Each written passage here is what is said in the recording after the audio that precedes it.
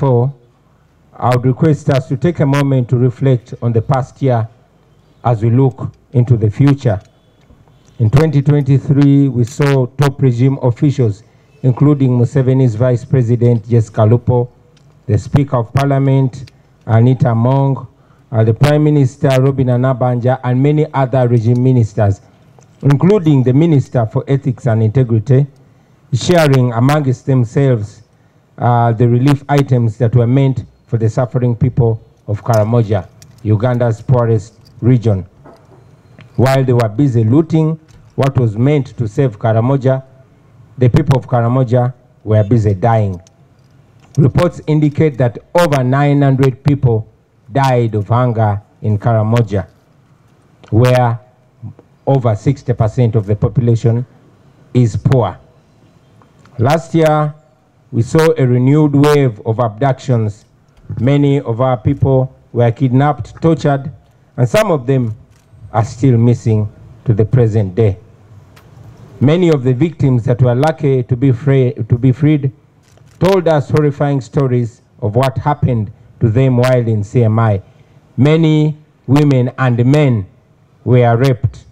You all remember one of our comrades, Alex Kaiwa, telling us that he was sodomized in CMI by Uganda's military officials. I know the media tried so much to sit on this story. I know Felix Kulaije did not say anything about them raping fellow men in CMI, but will not stop reminding the nation about this.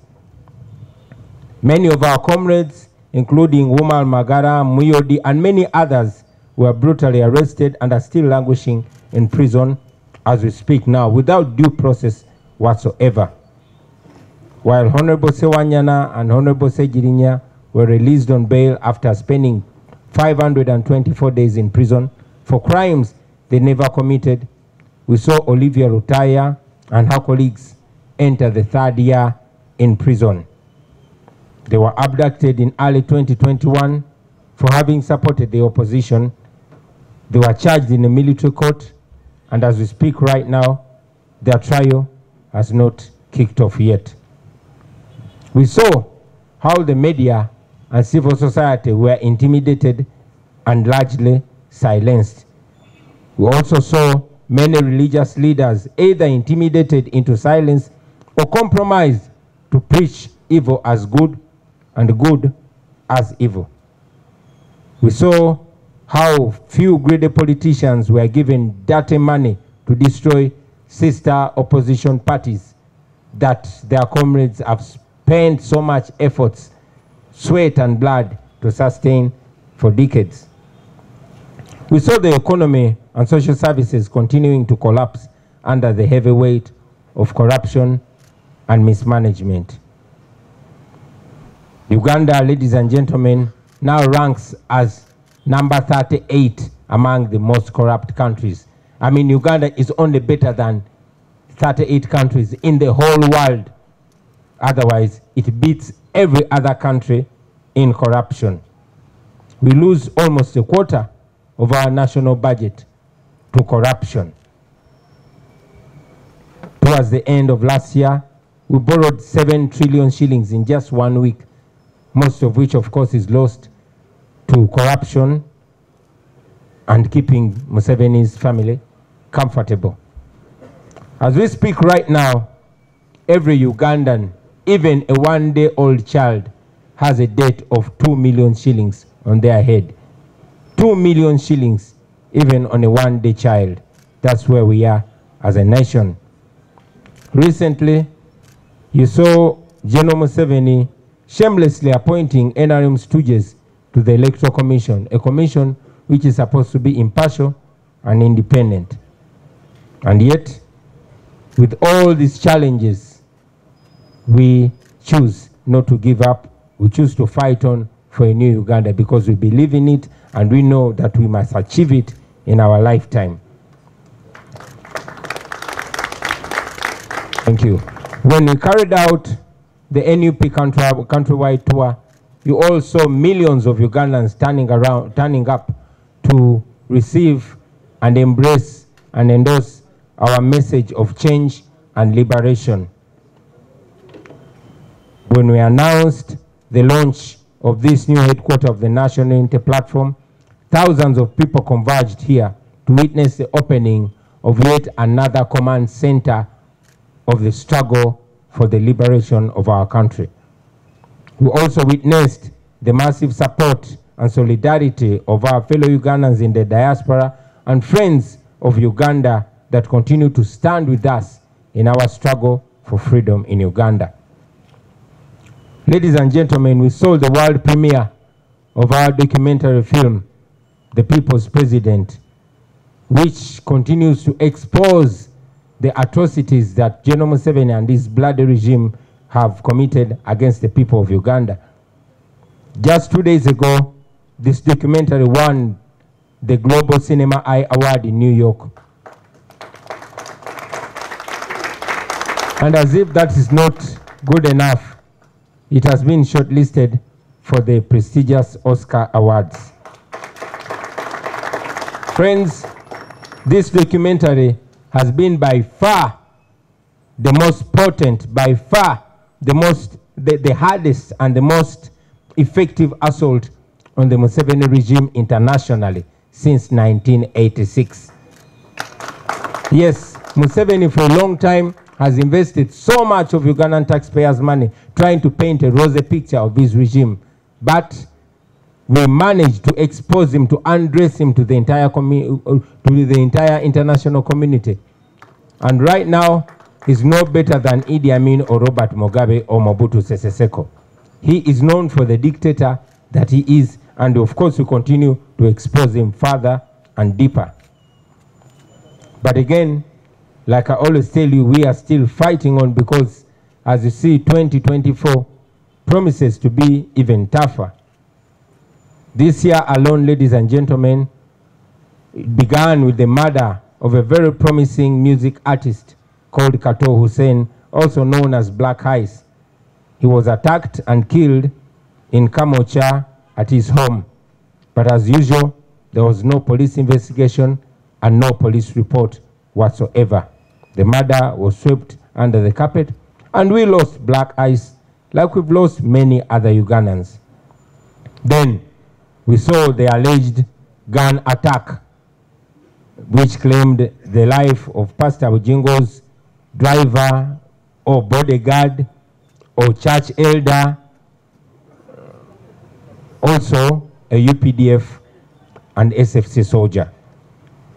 This was a very unique case, ladies and gentlemen, because, unlike in the past, even if there were many obvious questions for the police to ask and to launch investigations, just like it was in the past, there was no investigation, there was no arrest, but instead the military ordered Ugandans, especially those on social media, not to discuss this alleged attack.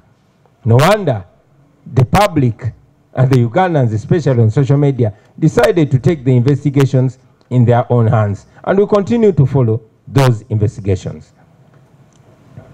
Also, every time such a shooting happens, ladies and gentlemen, the regime quickly blames it on ADF rebels before, of course, carrying out any conclusive investigations. We do not dispute the existence of ADF rebels, but neither do we dispute the possibility of the regime masterminding such crimes, after which they parade especially Muslim people before the media. You all remember when Museveni's minister told Parliament that the soldiers that were seen on camera beating people on the streets of Kampala were actually from West Africa. You all remember that Jamiru Mukulu, who is said to be the leader of the ADF, was captured on the news shouting at the entrance of a court above City Square that Museveni regime is the one that gives them money and weapons to the ADF rebels. You also remember that Idi Amin's son, Lumumba Amin, made a video last year suggesting that it was Museveni who murdered Ben Chiwanuka in the 70s. According to him, Museveni was seen driving a car registration number UUU 171, in which Ben Chiwanuka was abducted and later murdered. Museveni went ahead in his book, Sowing the Mustard Seed, to reveal that he was actually the one who was driving that car on the day which his terrorist group was raided by government soldiers. So, your guess is just as good as mine. You also remember the confession by General Kaindo Tafire that during their bush war days, Museveni and his bandits would raid villages, rape and kill civilians, and then blame it on the Obote government in order to have the population turn against Obote. And even today, you all are aware that the regime pays several propagandists and bloggers to discredit our struggle for a better Uganda and for freedom and democracy. They hire hardcore criminals like Sobi to do the dirty work for them, and of course eliminate them after using them. Comrades, we all are aware of the top secret plans by the regime to assassinate leaders of the National Unity Platform and later blame it on ADF. I believe by now most of you have seen the tweet by Honorable Zake exposing the threat to his life. Last year, I had to cut short my trip in Kabale after a friendly European embassy gave us intelligence that there was a plan to kill me by shooting on that tour. Indeed, gunmen were captured on camera, edging closer to me, one of whom was wrestled down by my security team with a loaded gun ready to shoot. He was disarmed, handed to police in PG, but as usual, that was the end of the story. Nothing was done. So, with that background, we have reason to believe that the ongoing shootings are just a dress rehearsal for the regime, but the main targets are the opposition leaders, especially the leaders of the National Unity Platform. They want the population to get used to the excuse of ADF so that by the time they come for our lives, the population will be convinced already that the killing was a terror attack by the ADF rebels, not political assassination by the NRM. So, ladies and gentlemen, fellow Ugandans, be alert. These are criminals, these are rebels, these are terrorists, these are murderers, and they must never fool you in case anything happens to any of us. Either the regime is responsible for all these shootings and killings, or it knows who is behind it. I mean, isn't it suspicious that the regime bought and installed CCTV cameras around the city and spent more than 450 billion shillings of taxpayers' money, but they've never even identified one shooter through all the years? Doesn't that disturb or provoke your mind? You have seen the regime spending a lot of money. Now recently, they've been spending an obscene amount of money for temporary fixing of roads and other infrastructures ahead of the non-aligned movement summit. And yet, they never do these things for the citizens. They never fix the roads, they never fix the infrastructure for the citizens. Of course, in a well-governed country, a summit like the NUP summit would be a blessing because it would mean more foreign exchange, therefore more business for the locals and the citizens. But in Uganda's case, what was supposed to be a blessing has actually turned out to be a curse, like it was during the Chogam summit. So many livelihoods have been disrupted, and some have even been completely destroyed, all in the name of putting up a fake image. Reports indicate that more than 3,000 businesses have been either closed or disrupted. Many people have been rounded up and detained, especially the homeless people in Kampala. Traffic and transport has become a nightmare, and generally lives of the citizens have been brought to a standstill. All this has been done in the name of the NUP summit, whose benefits are actually limited to a few political elite who are making a kill out of it. Before long, I'm sure you're going to be seeing scandals and reports of who stole what, of who embezzled what, but that is the daily business that happens under the Museveni regime. I also want the democratic leaders that are invited, that are attending the NUP summit, to know and understand that they're actually being hosted by an illegitimate ruler. Yes, an illegitimate government which is holding people on gunpoint against their will. You have seen the government using the NUP summit to paint a rosy picture to the international visitors, to the extent that Museveni's minister, Chris Baryomunsi, actually ordered the people of Uganda, the suffering, the hungry and angry people of Uganda, Baryomunsi ordered them to smile forcefully when the visitors come, so that they can, you know, pretend to be happy, pretend to be comfortable. Friends, I'm requesting you to use this opportunity and every other opportunity to expose this regime and to expose the reality that indeed Uganda is bleeding. We must do everything possible for the world to know that Uganda is bleeding, because this is yet another opportunity. No wonder they're forcing us to smile, because they want to cover up their mess. We must continue calling upon the international community to stop financing Museveni and his oppression against the people of Uganda. We must continue demanding for our missing people, dead or alive. We must continue demanding for the release of all political prisoners, and of course demanding for justice for all those that have been killed extrajudicially. We must continue fighting for freedom, for justice, and for equality.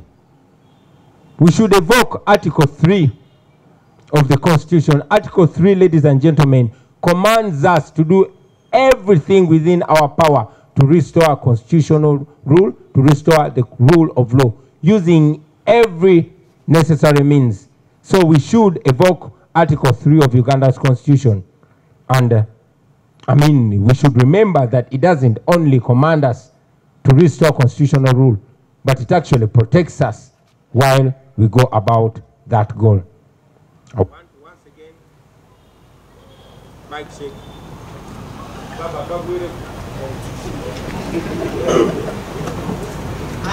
Okay.